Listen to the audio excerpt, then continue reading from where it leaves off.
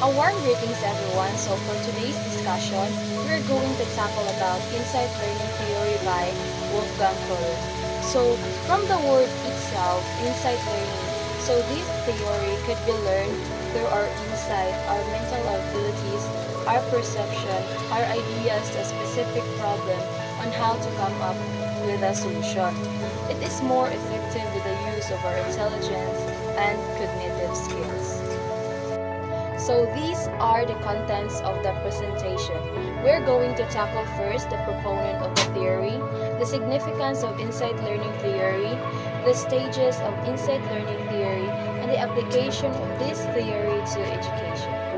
So now let's proceed to the proponent of the theory. Who is Wolfgang Kohler? Wolfgang Kohler was born in Reval, now Tallinn, Estonia. He is a psychologist who studies the mind and behavior, or in the treatment of mental, emotional, and behavioral disorder of an individual.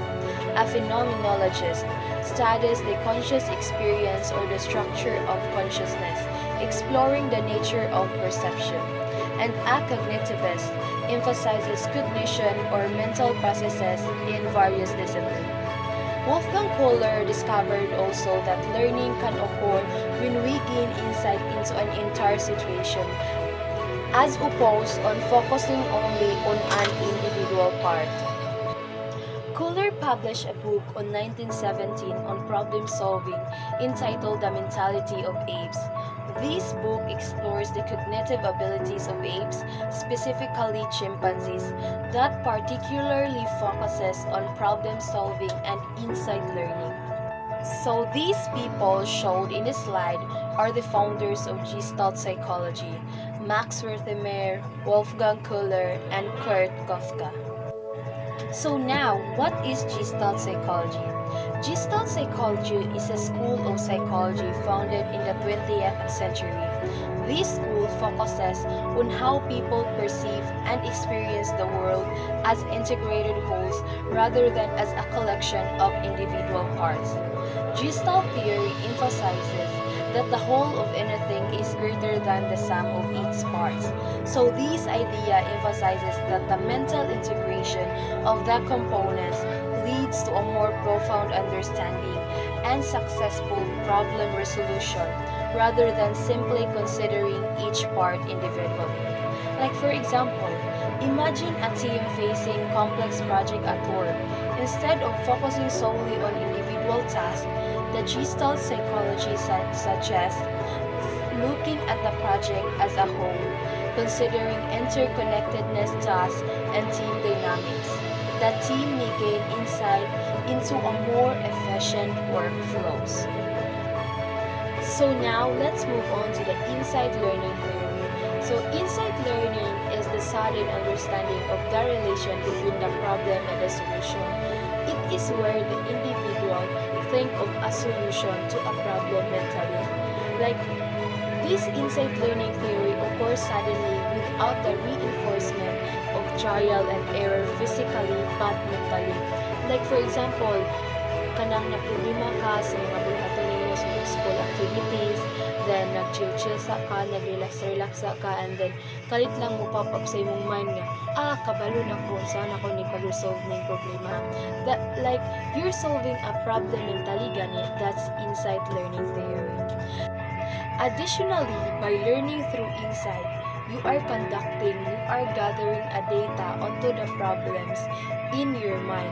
And if you realize that data that you have collected is suitable for the problem na ma-resolve, then you will demonstrate it and acted it physically.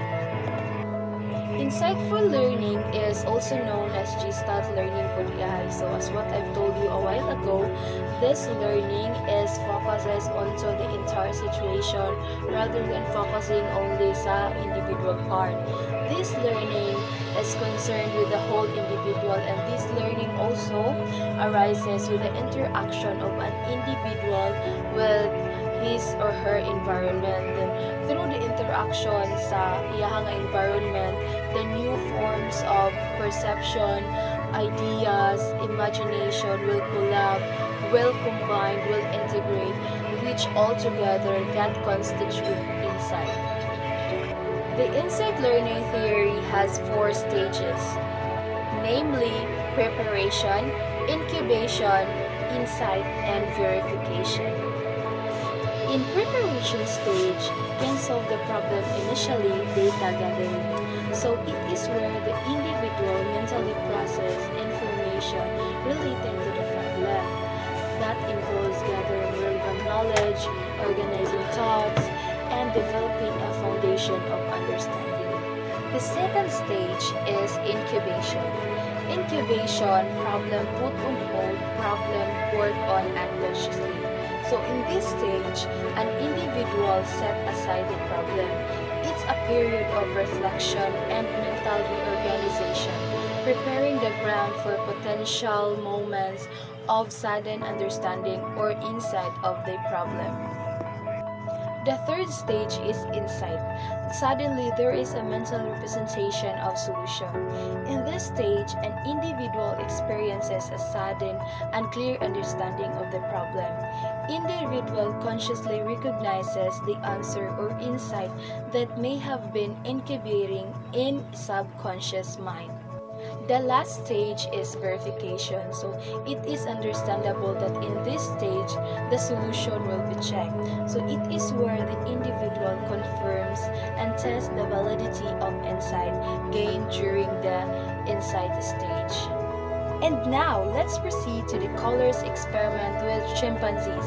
First experiment is the experiment with box and experiment with stick. So the first experiment is experiment with box. Kohler kept the chimpanzee named Sultan hungry for some time and shut him in a large cage. He hung bananas from the ceiling and kept the box on the floor of the cage. Sultan could not reach the banana. Therefore, Kohler put another box in the corner of the cage. Since Sultan couldn't get the idea of placing one box on the other and thus reaching the other, Kohler gave demonstration of putting one box on the other. Sultan used his intelligence and insight to put 2 boxes one upon the other, stand on these, and then reach the bananas. So the second experiment is experiment with 2 sticks. Kohler kept 2 sticks in the cage. Sultan did not get the idea of forming 2 sticks. Kohler gave a hint through putting his finger in the hole of the bigger stick. Sultan viewed the whole situation and performed the right task through understanding the insight. Those experiments I have shown a while ago led Kohler to the conclusion that they did not solve the problem by means of behavioral trial and error, but rather by sudden comprehension or insight and intelligent use of available tools. So these conclude that the animals, including chimpanzee, are capable of sudden problem solving through insight. Kohler's work with this experiment contributed of our understanding of animal cognition and problem solving abilities. The implications of this presentation includes recognizing the role of mental processes in learning, acknowledging the importance of cognitive restructuring, and understanding that problem solving can be influenced by internal insights.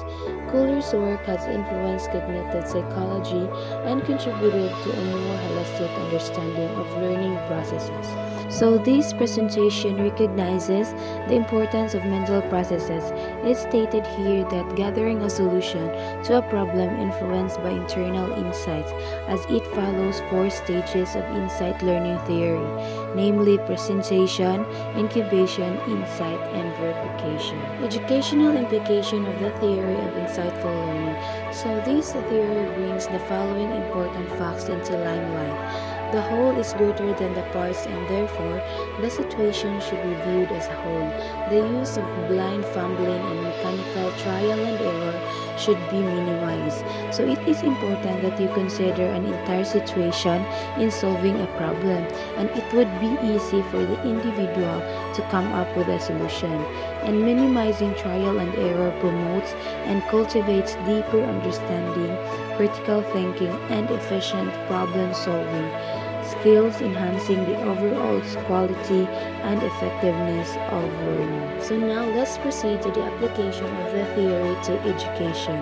As a future educator, I will apply Wolfgang Kohler's insight learning theory by fostering critical thinking through diverse problem-solving activities, promote an active learning environment that values curiosity and experimentation, encouraging students to share their thought processes. And I will be using Socratic questioning. Ang Socratic questioning DI is a method of inquiry involving thought-provoking and open-ended questions. Examples: how did you come up with a solution, and what strategies did you use, etc. So the use of Socratic questioning prompt deep reflection and provide varied learning materials to accommodate different learning styles, facilitate group collaboration to expose students to diverse perspectives, enhancing the potential for insights through collective problem solving. And that's the end of my presentation of Insight Learning Theory by Wolfgang Kohler. Thank you for joining the journey. Hope you